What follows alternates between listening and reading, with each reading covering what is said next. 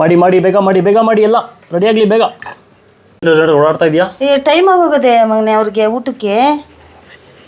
Hi hello everybody, ನಮಸ್ಕಾರ. ಇದು ನನ್ನಮ್ಮ. ಸೊ ನಾನು ನಮ್ಮಮ್ಮ ಮಾಡ್ತಿರೋ ಹುರಿಟಿನ ಬಿಸ್ನೆಸ್ನ ಜೊತೆಗೆ ನಮಗೆ ಇನ್ನೊಂದು ಪ್ರಾಡಕ್ಟು ಆ್ಯಡ್ ಆಗಿದೆ.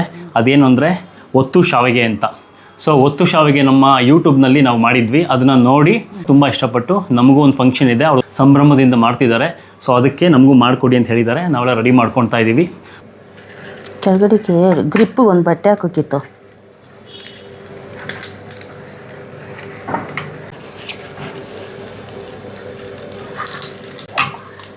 ಇದು ಕಾಯಿ ಹಾಲು ಶಾವಿಗೆಗೆ. ಓಕೆ, ಒತ್ತು ಶಾವಿಗೆಗೆ ಕಾಯಿ ಹಾಲು ಒಂದು ಒಳ್ಳೆ ಕಾಂಬಿನೇಷನ್.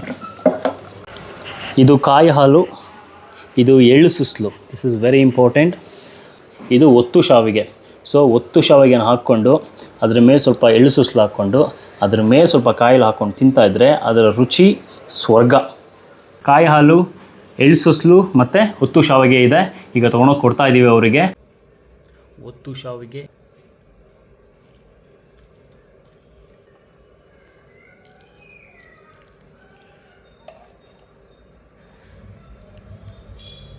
ನಿಮಗೂ ಕೂಡ ಯಾವುದೇ ರೀತಿಯ ಹೊತ್ತು ಶಾವಿಗೆ ಥರ ಏನಾದರೂ ನಿಮಗೆ ಸಣ್ಣ ಪುಟ್ಟ ತಿಂಡಿಗಳು, ಒಂದು ಸಣ್ಣ ಪುಟ್ಟ ಫಂಕ್ಷನ್ ನಮಗೆ ಬೇಕು ಅಂದರೆ ದಯವಿಟ್ಟು ನಮ್ಮನ್ನು ಕಾಂಟ್ಯಾಕ್ಟ್ ಮಾಡಿ, ನಾವು ಮಾಡಿಕೊಡ್ತೇವೆ.